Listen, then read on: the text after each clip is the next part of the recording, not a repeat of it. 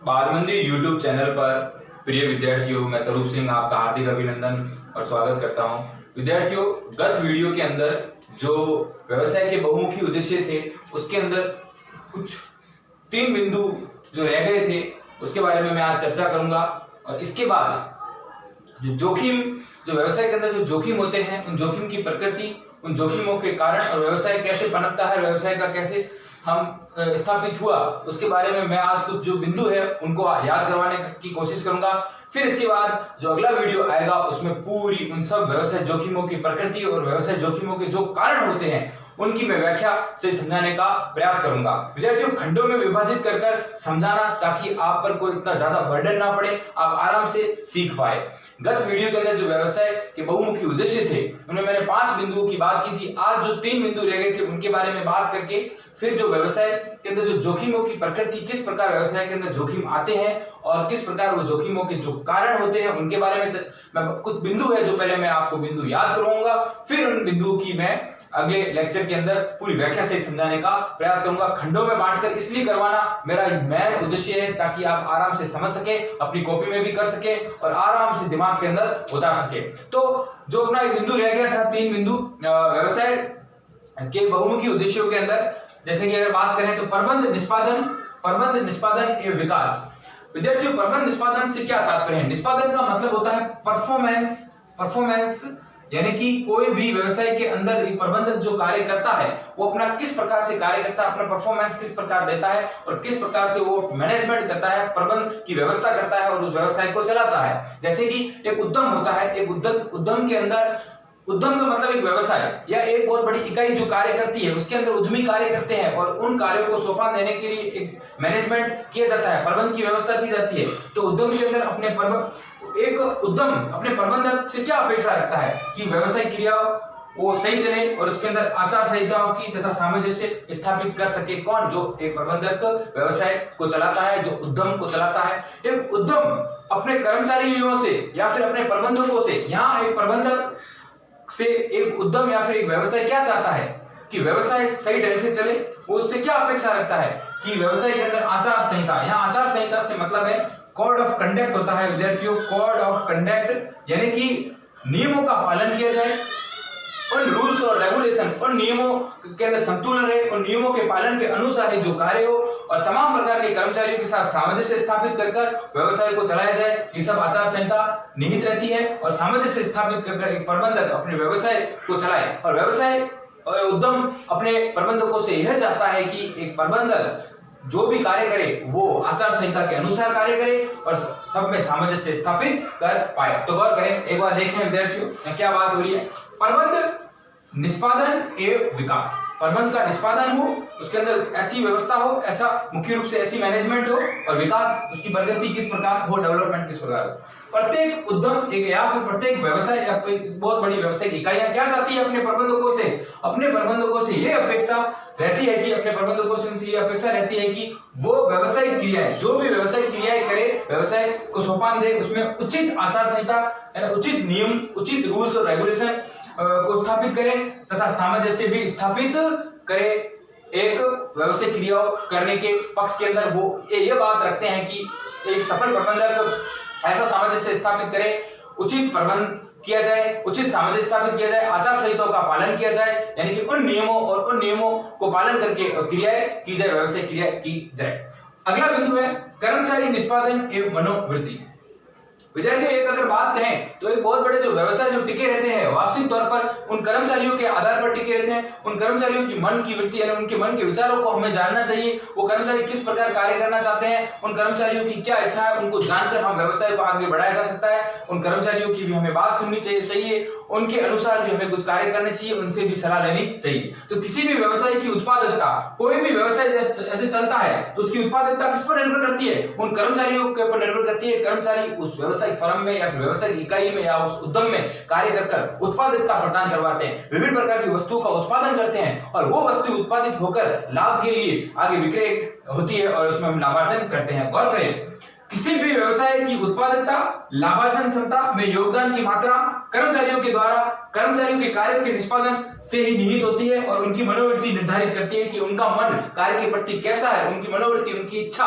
कुछ निठल्ले कर्मचारी होते हैं, जैसे कि अगर हम कक्षा 12वीं की अगर बात करें तो अभिप्रेरणा के अंदर बात करें, एक्स और वाई विचारधारा की बात करें, जिसमें एक्स में ऐसी विचारधारा होती है कर्मचारियों के अंदर कि वो कुछ कार्य करते ही नहीं है, उन्हें दबा दबा कर कार्य किया जाता है, उनमें फोर्स डालकर कार्य, दबाव डालकर कार्य किया जाता है। तो देखो विद्यार्थियों, गौर करें, किसी भी व्यवसाय की उत्पादकता, यानी कोई व्यवसाय के अंदर जो उत्पादन कर रहे हैं हम वस्तुओं, लाभार्जन क्षमता यानी कि लाभ कितना हम कितनी कैपेसिटी में कमा रहे हैं, उसके योगदान की मात्रा, कर्मचारियों के द्वारा कार्य का निष्पादन, कर्मचारी किस प्रकार अपने कार्य करते हैं, कितना परफॉर्मेंस करते हैं, कितना उसका सहयोग करते हैं और कितना अपना समय देते हैं, उनकी मनोवृत्ति भी निर्धारित करती है। प्रत्येक व्यवसाय को कर्मचारियों के द्वारा किए हुए कार्यों में सुधार लाना और कर्मचारियों के प्रति सकारात्मक व्यवहार का आश्वासन देने का प्रयत्न करना चाहिए। जो भी प्रत्येक व्यवसाय के अंदर जो प्रबंधक होते हैं, कर्मचारियों से ऊपर बड़े बड़े प्रबंधक होते हैं, उनके अधिकारी होते हैं, उनको उनके व्यवहार के अंदर सुगमता लानी चाहिए, कर्मचारियों के साथ अच्छा व्यवहार करना चाहिए, सकारात्मक व्यवहार कर्मचारियों के साथ कर उन्हें आश्वासन देना चाहिए ताकि वो ज्यादा से ज्यादा कार्य कर सके। ये होता है कर्मचारी निष्पादन के मनोवृत्ति बिंदु से हम ये समझते हैं कि कर्मचारी किस प्रकार निष्पादन करते हैं व्यवसाय के अंदर और उनकी मनोवृत्ति क्या होती है। अंतिम बिंदु की अगर हम बात करें तो 8वां बिंदु सामाजिक उत्तरदायित्व। एक व्यवसायिक फर्म या व्यवसायिक जो फर्में बड़ी बड़ी होती है वो किसके लिए कार्य करते हैं, समाज के लिए भी कुछ कार्य करते हैं। जैसे अगर हम उदाहरण दें तो कॉर्पोरेट सोशल रेस्पॉन्सिबिलिटी यानी कि निगम सामाजिक उत्तरदायित्व होता है। जैसे कि हम बाड़मेर की बात करें तो वहाँ कैन एनर्जी है, वो या बाड़मेर में आकर ऑयल फील्ड का कार्य कर रही है, उसके अंदर वो जैसे 1000 करोड़ का टर्नओवर जैसे कमा रही है तो उन्हें 2% समाज के कार्यों में लगाना होगा। आपने देखा होगा कि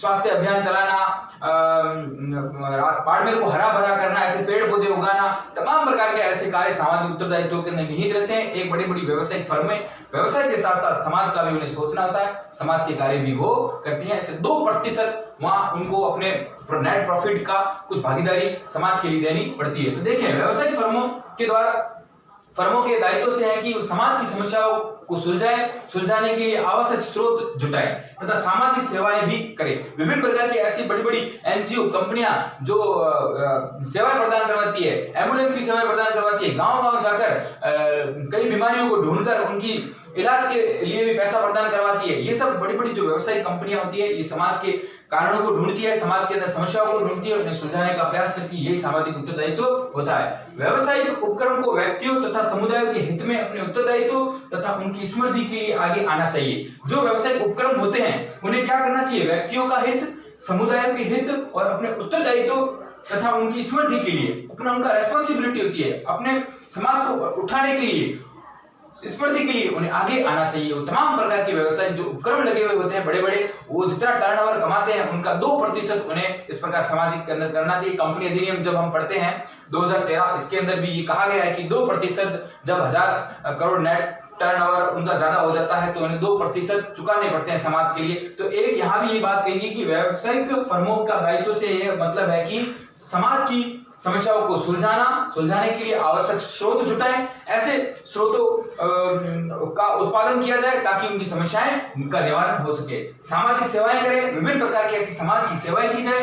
व्यावसायिक उपक्रमों को दायित्व तथा समुदायों के हितों में अपने उत्तरदायित्व की उनकी स्मृति के लिए आगे आना चाहिए। ऐसे तमाम प्रकार के कार्य करने चाहिए व्यावसायिक उपक्रमों को। व्यावसायिक उपक्रम से तात्पर्य है कि वो बड़े बड़े व्यवसाय, बड़े बड़े उद्यम, बड़े बड़े व्यवसायिक इकाइयां जो समाज के साथ रहकर कार्य करती है, क्योंकि अप्रत्यक्ष और प्रत्यक्ष रूप से उनका समाज का सहयोग रहता है। क्योंकि कोई वस्तु उत्पादन करने के बाद वो व्यक्ति समाज के अंदर ही है, वो उपभोक्ता समाज के रहने वाले ही होते हैं, तो उसमें कुछ ऐसी चीजों का भी सहयोग करे, स्मृति करे और ऐसी समस्याओं को सुलझाने का प्रयास करे। इस प्रकार जो व्यवसाय के बहुमुखी उद्देश्य थे उसके जो 3 बिंदु रह गए थे उन्हें हमने याद किया। अब हम इसके बाद कुछ जो व्यवसाय के अंदर जोखिम की जो प्रकृति होती है और जोखिमों के कारण होते हैं, इनके बिंदुओं को पढ़ेंगे। इनके बिंदुओं को मैं याद करवाऊंगा, फिर इसके बाद मैं व्याख्या से इसे समझाने का भी प्रयास करूंगा कि किस प्रकार इसका मतलब, इसका तात्पर्य क्या रहता है।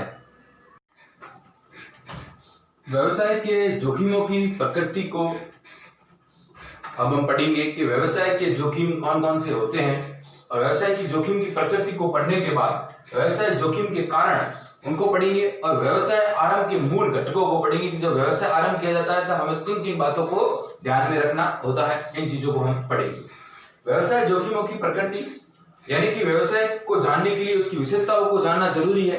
यानी व्यवसाय कहाँ कहाँ के अंदर निहित रहता है जोखिम, उसे जानना हमें जरूरी है। इसलिए आज जो बिंदु है, ये 4 बिंदु है, इन्हें मैं आपको याद करवाऊंगा।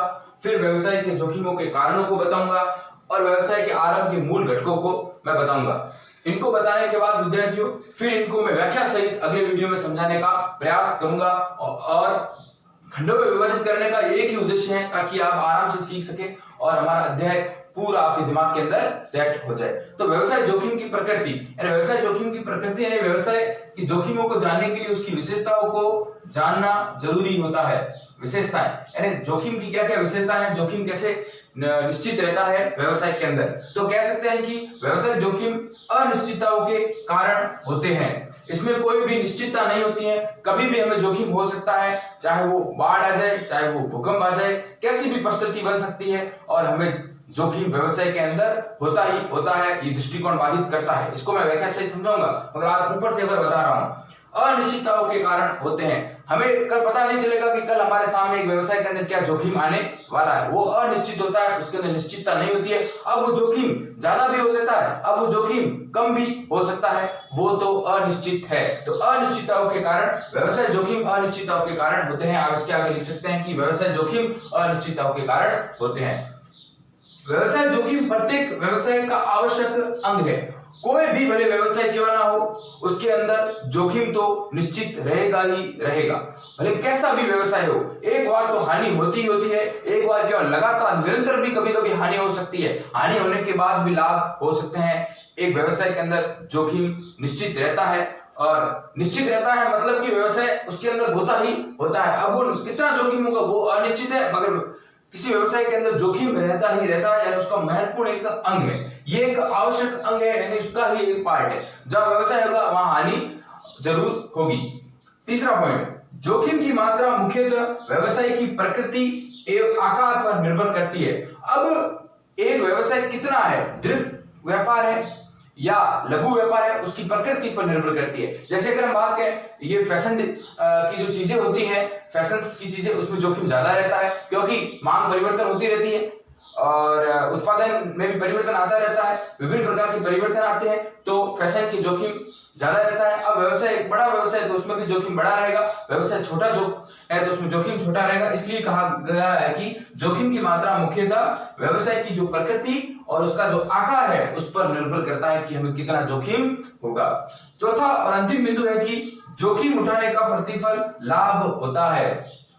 एक पहले कहावत है कि जहां जोखिम नहीं वहां लाभ नहीं, तो जोखिम जहां उठाया जाता है उसका प्रतिफल एक समय बाद लाभ मिलेगा ही मिलेगा। इसलिए कहा गया कि रिस्क, एक हम कक्षा 10वीं में जब मैं पढ़ता था तब हमारे 2008 की बात है, द जेनेट रैंड करके एक लेखक हुआ करते थे जिन्होंने रिस्क पोएम लिखी थी।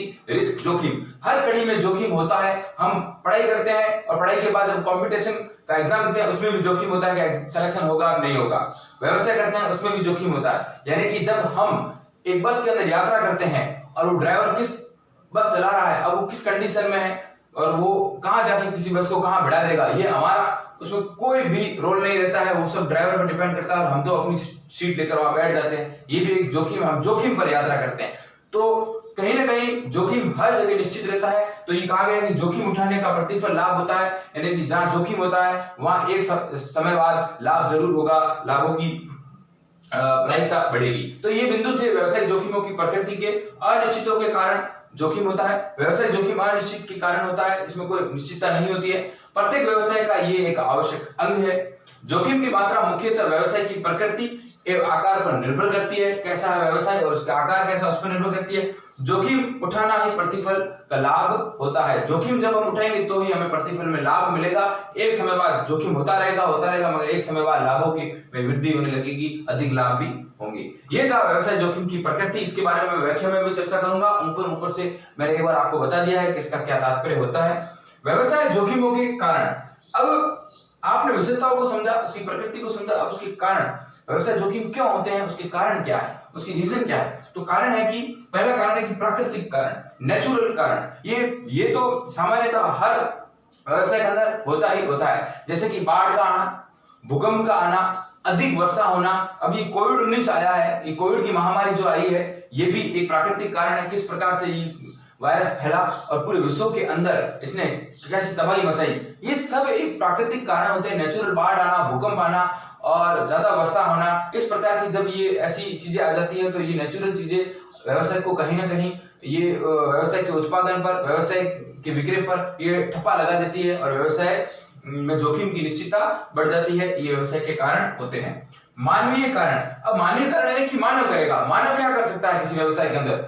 चोरी कर सकता है, लापरवाही कर सकता है और भी कई ऐसे मतलब कि मानव क्या कर सकता है? हड़तालें कर सकता है, तालाबंदी कर सकता है। इस प्रकार के जो मानव कार्य करता है उससे व्यवसाय के अंदर जोखिम आएगा। अगर हड़ताल करेगा तो कार्य वहां नहीं होगा, कार्य नहीं होगा तो कहीं उत्पादन नहीं होगा, उत्पादन नहीं होगा तो विक्रय नहीं होगा, विक्रय नहीं होगा तो लाभ नहीं होगा और ये जोखिम की निश्चितता को बढ़ाता है। और तालाबंदी कर सकता है, फैक्ट्री को ताला लगाकर बंद कर देता है। कई ऐसे मजदूर संघ होते हैं और लापरवाही करते हैं, चोरी चपाटी करते हैं। तो ऐसी जो चीजें होती है ये मानवीय कारणों के द्वारा उभरती है। आर्थिक कारण भी होते हैं, विभिन्न प्रकार के आर्थिक कारण भी होते हैं। जैसे किस प्रकार से परिवर्तन आता है मांग के अंदर और लोगों की खरीदने की रुचि को कम हो जाती है, तो इस प्रकार के आर्थिक कारण भी होते हैं। और अन्य कारण भी है विभिन्न प्रकार के, जैसे कर योजनाएं हैं, ऐसे तमाम प्रकार के ऐसे कार्य हैं। बॉयलर का जल जाना है प्लांट के अंदर और भी कई चीजें ऐसी हो जाना, तो ये सब अन्य कारणों के अंदर निहित होते हैं। तो हम व्यवसाय जोखिमों के कारणों के बारे में भी बात करेंगे। इनको विभिन्न प्रकार के कारणों को मैं व्याख्या से समझाने का प्रयास करूंगा विद्यार्थियों। और अब हमारा है व्यवसाय आरंभ करने के जो मूल घटक है उसके बारे में हम बात करेंगे। व्यवसाय आरंभ करने के जो मूल घटक है वो कौन कौन से हैं उसके बारे में हम बात करेंगे कि मूल घटकों में किसे शामिल किया गया है। मूल घटकों की अगर हम बात करें तो व्यवसाय स्वरूप का चयन करना। विद्यार्थियों को क्या करना? व्यवसाय स्वरूप का चयन करना कि व्यवसाय स्वरूप किस प्रकार हम चयनित करते हैं और उसके अंदर क्या क्या चीजें निहित रहती है। व्यवसाय स्वरूप का चयन करना, व्यवसाय आरंभ करने के मूल घटक के अंदर है व्यवसाय स्वरूप का चयन करना। आप कोई भी व्यवसाय प्रारंभ कर रहे हो तो आप उसके स्वरूप, उसका रूप देखोगे। हमें किस प्रकार का व्यवसाय लगाना है, हमें उस स्वरूप को निर्धारित करना पड़ेगा। हमें छोटा व्यवसाय लगाना है, बड़ा व्यवसाय लगाना है, किस प्रकार का माल उत्पादित करना है, लोगों की रुचि के अनुसार लगाना है, ये व्यवसाय के स्वरूप इसके अंदर निहित रहते हैं। तो हम व्यवसाय आरंभ करने से पहले उसके मूल घटकों के अंदर आप पहले ये तय करोगे हमें किस प्रकार का व्यवसाय करना है, हमें किस प्रकार के लोगों की मांग के अनुसार व्यवसाय स्थापित करना है, हमें बाजार की स्थिति को जानना है। इस प्रकार हम व्यवसाय स्वरूप का चयन करेंगे।